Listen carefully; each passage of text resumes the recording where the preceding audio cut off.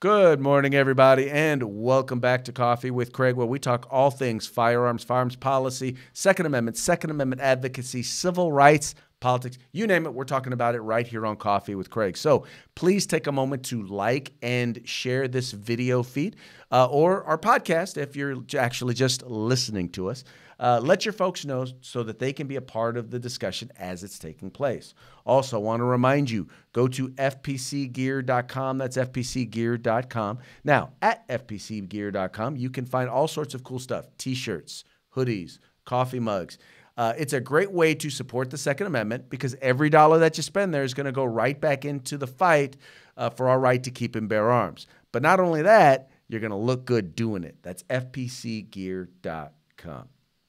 All right, you guys know it is that season. We've been talking a lot about politics. We've been talking a lot about campaigns and kind of some of the crazy stuff that has been going on nationwide. But I'm actually excited because now I have an opportunity to bring someone to you, a candidate. And it's funny, I'm always talking about candidates who are who I have challenges with when it comes to the Second Amendment.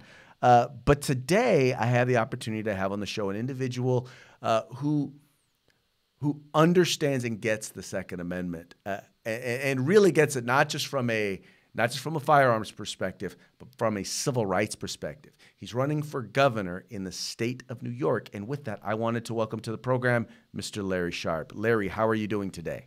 I'm doing great. Thanks for having me. I appreciate it. Fantastic. Well, like I was telling our listeners, our viewers, I'm excited to have you. Before we get into kind of talking about Second Amendment policy, tell me, what made you decide to run for governor in the state of New York? For your listeners, New York State's in a really bad spot. I mean, we have over 100,000 people leaving every single year. I mean, last year was over 150,000. We've lost over 1 million in the last 8 years. The state is in real trouble, heavy financial burdens, large taxes, lack of opportunity. We're in trouble. I'm a business guy, and I was considering leaving myself. I was considering moving down to North Carolina.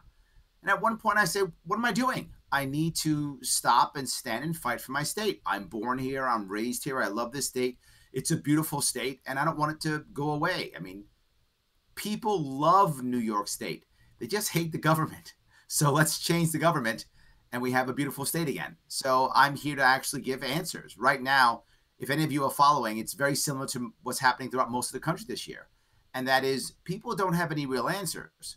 What they have is the other guy's evil. That's their entire campaign. Yep. And in my world, Republicans says the Democrats evil and Democrats says Republicans evil. And there's no change. In my state, and I'm sure California may be similar to what is happening in my state, but for the past 8 years, in fact, 16 years in New York State, the Republican Party has not won any statewide elections. That means AG, governor, lieutenant governor, senator, nothing. 16 years, Democrats have run the state. For 16 years, the state's been in a death spiral. Now, you might think, well, evil Democrats, let's put Republicans in. No, Republicans have watched this for 16 years and done nothing. They have become the lapdogs. If you don't mind me, if you don't mind me sharing, being from California, I feel your pain. There we go. Yes, exactly right. And that's the issue, right? I mean, we have situations where if you're a Republican, you should have watched this and you should have a plan, or you should have a movement, or you should have something. And our Republicans have nothing. So we have a corrupt Democratic Party and a broken Republican Party. That's what we have in the state. So I'm running as libertarian. I'm libertarian, and I'm proud to say that. And I've been doing this for only a year. And in 1 year, I have two things: an actual plan and a movement. So it's time for us to do what is right, and that is vote libertarian in 2018. You know, I wanted to talk about that because, you know, my background is in policy. I work a lot in the area of policy. I've worked in the California legislature for 10 years, and I've also dealt a lot with candidates and campaigns, and rarely do I find someone or a candidate who is willing to, in writing, articulate kind of what they believe the issues are and what their ideas are without getting into the sort of policy minutia that most people can't understand. And I think you do a really effective job of that, not just on your website, but when you talk to folks. Yeah, well, the issue is I'm trying to focus on something, which is going to sound crazy, and that is happiness. This is something we don't talk about, right? Here's the funny part. This nation was built, our founding documents, life, liberty, pursuit of happiness. And no one talks about it. That's our founding documents, right? The goal has to be in getting people to be happy. And personally, if you're a happy New Yorker, guess what? You stay in my state. It's not rocket science. It really isn't. If you're happy where you are, you tend to stay there. That's what people do. How do I know that? I'm not a government guy. I'm a business guy. I know that no matter what you do in a business, and if you've ever run a business or been involved in a business, you know there are many aspects to every business. But it all comes down to one thing. Do I have happy customers? If I have happy customers, then they come back. If I have happy customers, they pay my fees because they're happy with my services. If I have happy customers, they tell their friends and I get more customers. As governor, I don't want to be the emperor. I want to be the marketer in chief. I want to be the facilitator in chief. I want to look at my constituents as my customers and make them happy. Because if they're happy, several things happen. They stay in New York. They raise their families in New York. They get educated in New York. And they retire in New York, and they spend their pensions in New York. What happens now? That doesn't happen at all. They struggle in New York. Their kids get educated in New York. Then their kids leave because there's no opportunity in New York. And then they stay in New York for one of two reasons. Either because they have an elderly family member who they're trying to take care of, or they're waiting to retire. But once either that relative passes away or they retire, then they leave. So many of our people go to North Carolina and South Carolina. They have a name for us there. They have a name for New Yorkers. They call us halfbacks because they moved to Florida and halfway back. That shouldn't exist. And it does. And here's the other part. Florida, we put so much of our pensions in Florida. And remember this, in New York State, we're paying for our pensions through taxes now. And many people have their pensions, they don't work anymore, so they're not paying into it. So what are they doing? They've left and gone to Florida. So they're spending our pension in Florida. We're literally writing checks to Florida every month. Every month. And I don't blame the people. It's not their fault. They're doing the right thing. We've made a state that's, unfriendly to them, so they leave. We have to make a better state so they stay and put their pensions back in New York State, and that's what I want. Rick Scott teased our governor, and he thanked Andrew Cuomo, our governor. Rick Scott's the governor of Florida. He was like, thank you for giving us money every month. And sadly, he is correct. All right. Now, I want to make a segue because I watched the presentation or speech that you gave talking about the SAFE Act. And in that, you actually tied that whole concept of happiness to the Second Amendment. I'm not just talking about being able to go out and play with our toys, but an actual tangible. I mean, please just share that with our viewers. Look, there's a lot of things. For those of you who don't know, in New York State, we have a thing called the SAFE Act. And the SAFE Act was marketed wonderfully. I mean, the marketing on it was amazing. They called it SAFE, and they marketed it right after Sandy Hook. So everyone thought, oh my God, this is going to make everyone safe. It's going to make the kids safe. And they did something else. They added a provision into it called the Webster provision. This is a provision where if you are a first responder, there is extra punishment if someone tries to attack you when you're first on the scene. Now that was well done. Had nothing to do with the SAFE Act. They put it in so that if you voted against it, they could say, why do you hate first responders? Oh, so well done. So the average New Yorker thinks this is the greatest thing in the world. But in reality, what the SAFE Act does, the SAFE Act makes millions of New Yorkers criminals overnight. It makes millions of New Yorkers, because it's a gun violation, it's a firearm violation. That means that New Yorker is a violent felon. Yes, I'm using air quotes.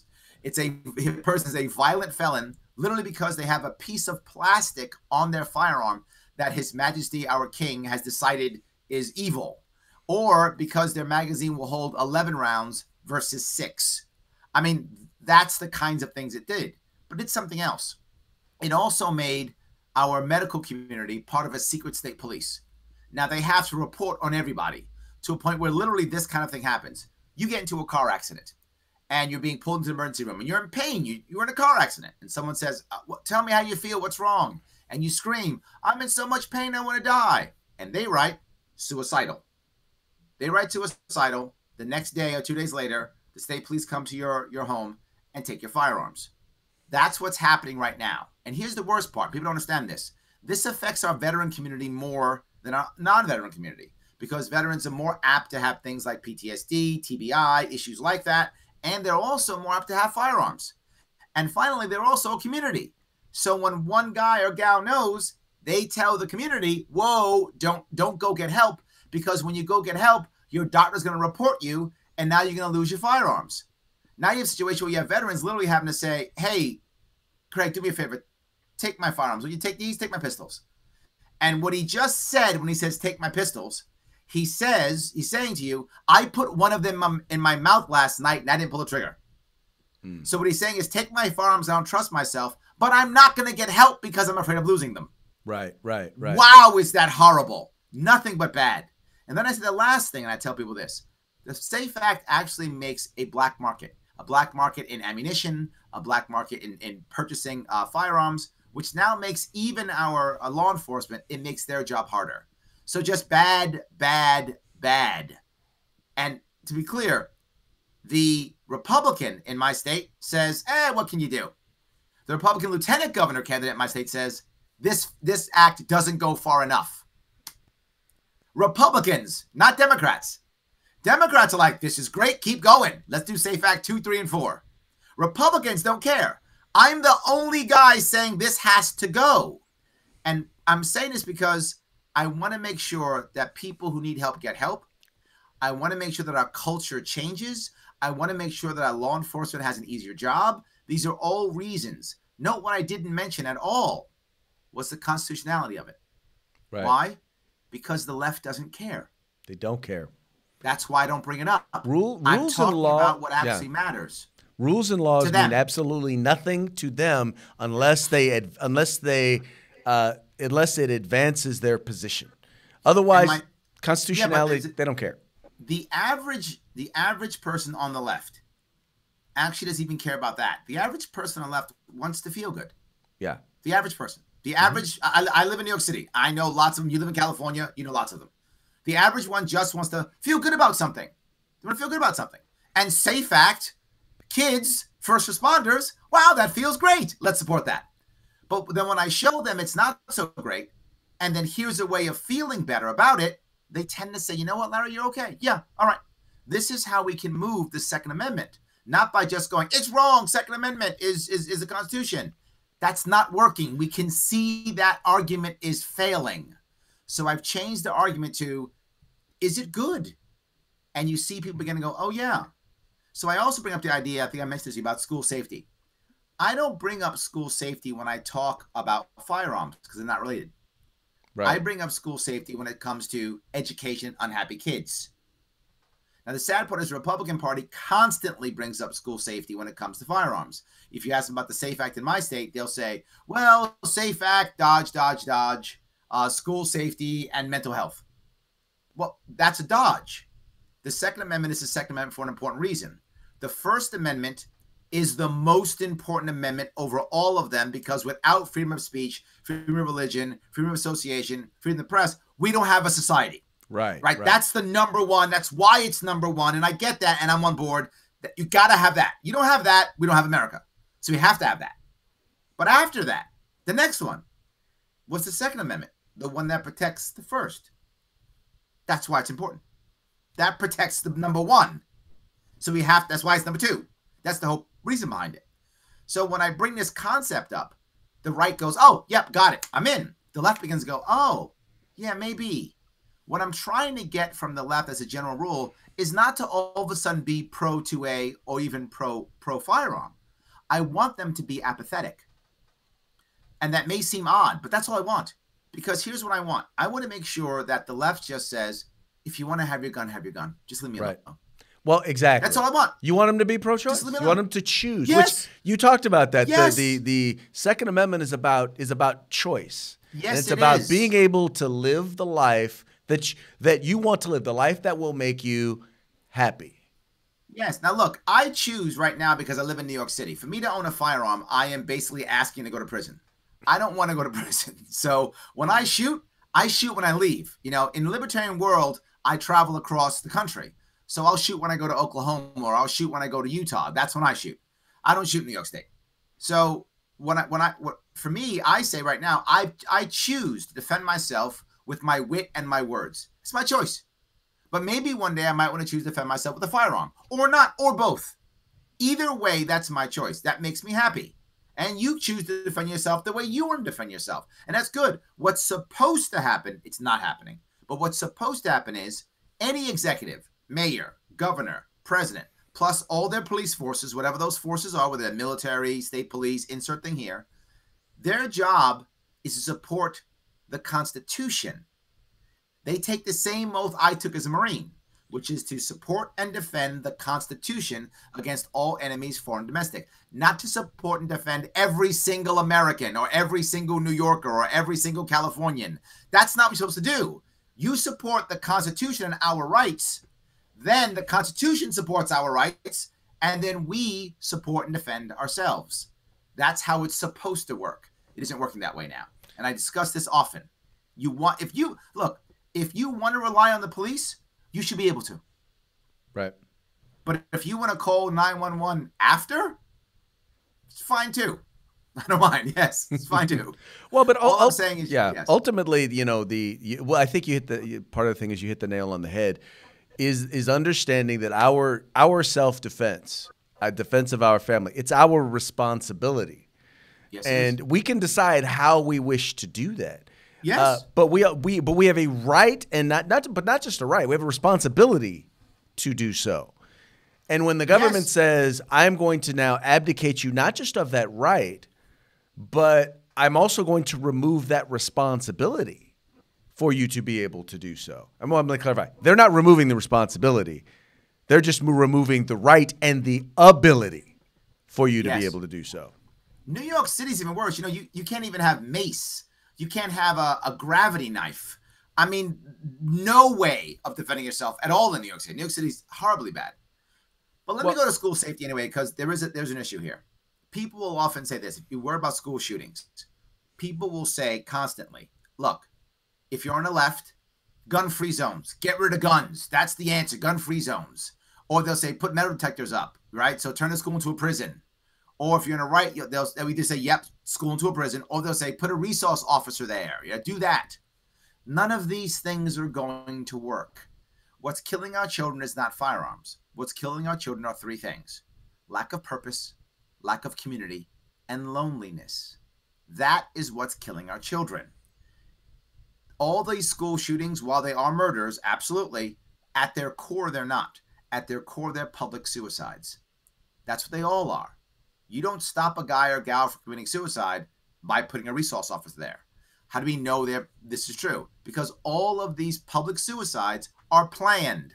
All of them are planned. They literally write it down on Facebook or Instagram or wherever. They plan everything out. We know what's going to happen. One of those last big school shootings, I think it was in Texas, the kid literally had he had made pipe bombs and pressure cooker bombs in case he couldn't steal the guns. Let me say it again. Pipe bombs and pressure cooker bombs in case he couldn't steal the guns. Now, pipe bombs are already illegal. He was going to go steal the guns anyway. So what law would have stopped him, right? None of that would have stopped him from doing it. But here's the issue. He picked the school because it was a soft target. He planned it. If you put a resource officer there, he kills the resource officer first and keeps going. You put a metal detector there, it goes beep, beep, beep while he's killing people. It doesn't change anything. He doesn't care if he gets caught. He's going there to kill people. These things don't work. All they do is spend money, waste time. I'll give you a Band-Aid and then a real fix. A real fix is dealing with our child's loneliness, dealing with our kids' problems, which includes things like family court, education, many different things we deal with to get our kids from being unhappy and giving them community and purpose. So that's the core. We have to fix that. If I can just add to that real quick, Go ahead. And part of that is reinstituting the importance of the family. And I'm not just talking about the nuclear family, mom and dad. Yes, that's important. But I'm talking about parents being parents and spending more time focusing on what their family needs as opposed to working to grab the golden ring and make sure that their kids have stuff. But It's one making of the making reasons why family and children a priority again. it's one of the reasons why I am the only candidate talking about reforming family court. Because family court, particularly in New York State, is an embarrassment. It's so bad. It destroys families. And our high taxation and lack of opportunity makes the secondary family move away. Right. So you don't get grandma, grandpa. You don't get an uncle, as you said. It's not just nuclear. It is nuclear, but it's also extended. Right. And the extended family in New York moves away. So you don't get them either. So when mom and dad have a problem, uncle and aunt aren't there to help. Grandma and grandpa aren't there to help. Cousin isn't there to help, which is, you're right. They should be there. So I agree. Right. Here's the Band-Aid for schools. Right. The Band-Aid is just say if you are an administrator or a teacher and you have a permit and you would like to carry, you may. Now, what I immediately get is, Larry's trying to arm teachers. No, I'm not. There is no force. To your point, this is not a requirement. It is a right. What? If you choose to not carry your firearm, you don't have to. If you don't want a license, you don't have to get one. If you can, you may. If I can add to that, now there are also classified staff like janitors who are there on campus at night alone, who also, if they have a concealed carry permit. I mean, absolutely, right. Yes. If you are an administrator, if you are staff, if you're a teacher, right. If you want to, you may. All that does is it tells the shooter now, I don't know who's carrying. If I don't know who's carrying, I can't plan. If I can't plan, that school is no longer a soft target. To be clear, that is only a Band-Aid because sadly in many states that have better gun laws than we have in New York State, students choose other targets like churches or movie theaters. So they do sometimes choose other soft targets. So that isn't good enough to fix the problem. It is a Band-Aid for schools. Once you make a school no longer a soft target, they will stop choosing schools as targets. My hope, though, is you fix the kid problem and they choose no target. That's what I actually want. All right. So let me ask you this, kind of shifting gears a little bit. Go ahead. Because one of the things that I'm finding right now, especially when it comes to the Second Amendment, I'm finding that Republican candidates, more and more Republicans are getting softer and softer on the Second Amendment. Yes. I'd like your perspective as someone who's on the I have my perspective on the inside looking out, or from the outside looking in. Why would you say that is? Yeah, there's several reasons. Number one, particularly depending on what state you're in, the nation is becoming more blue. That's happening. And most of it's happening because of urbanization, right? All states are actually red. Every state's red. And then do they have enough urban within the state to turn it blue, right? It's not really north against south or blue against red. It's urban against rural. That's really how it works.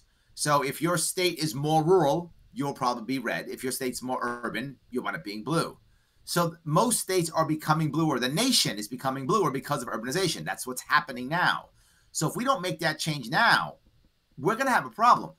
This is a short-term. They're looking short-term. They're saying, wait a minute, let me go short-term. My area is turning blue. I better become more purple, right? And that's how they become purple. They become purple by saying things like common sense gun control. You hear that all the time. Logical gun control. You hear that all the time, right? That's how the red team becomes a bit more purple and keeps its seats.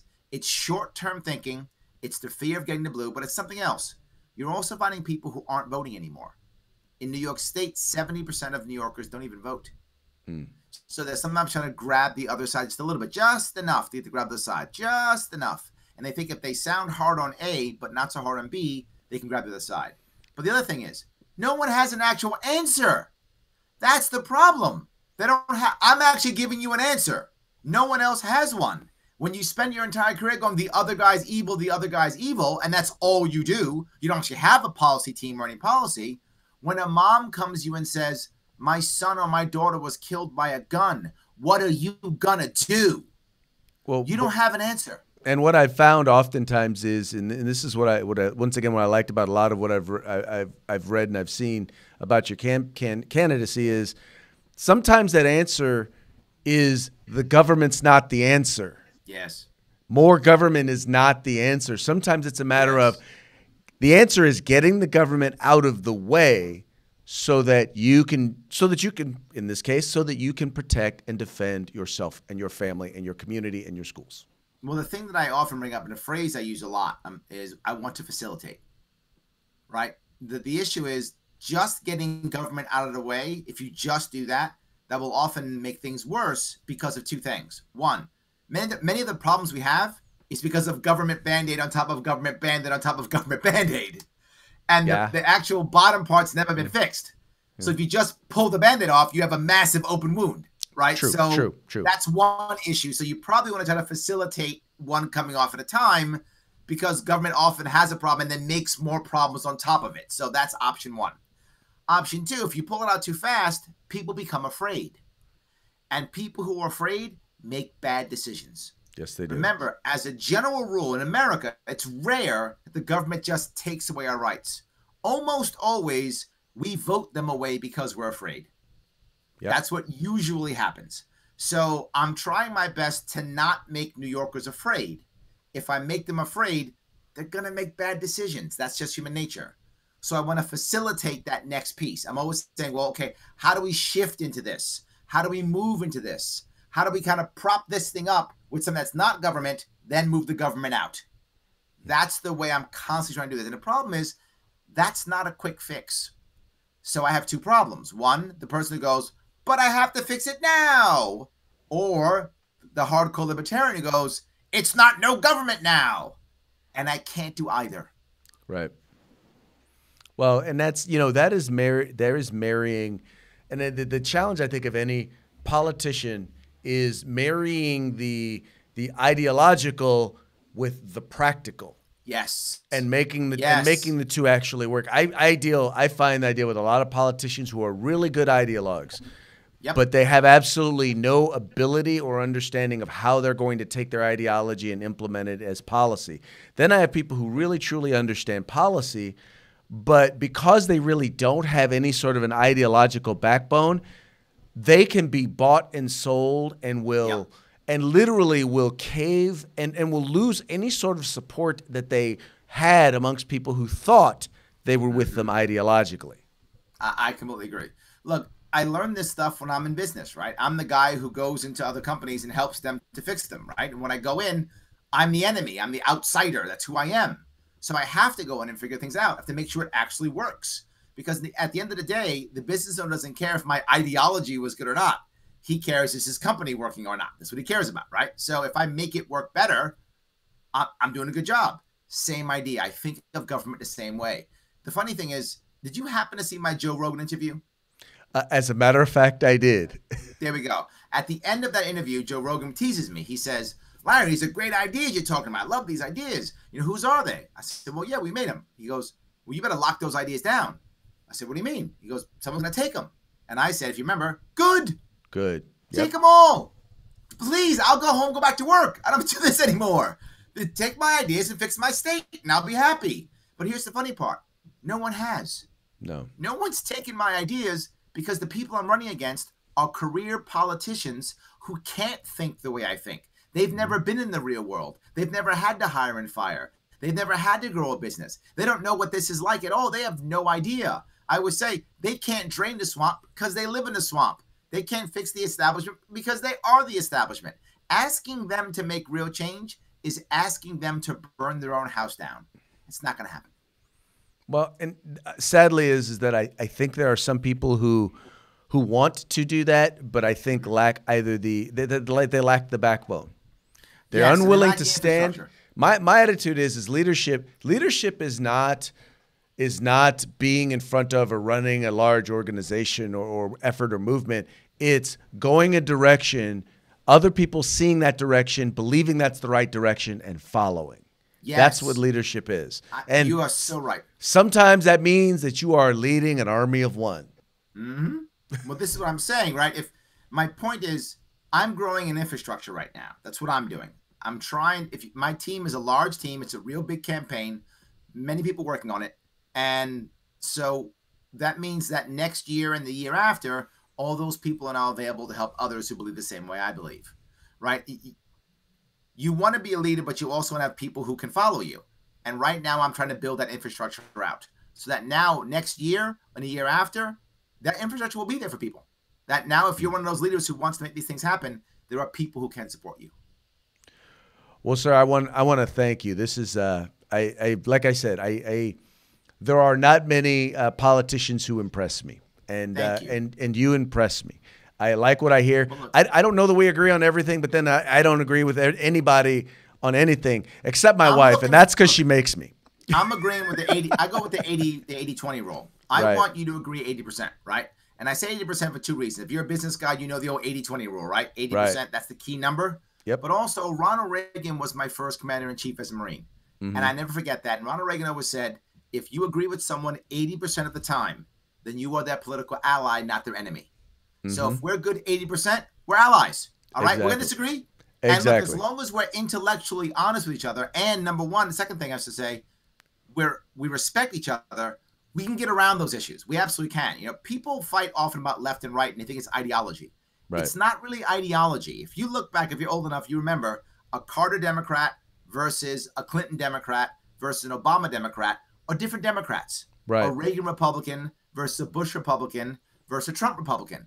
Different Republicans. Right. The ideology shifts. The difference is the lack of respect. And if we respect each other, we can have conversations. Well, in this, you know, and I hear people talk about the tribalism, their team versus our team, and it's the oddest place where you see it is when someone on the other team does something that ideologically, based on our values, we should agree with, but yet we oppose it because they're the ones who put it out there. And then the exact opposite. We have someone on our side who's doing something that we know. And I've had Republicans who I've had to call out who've introduced and who voted for anti-gun legislation.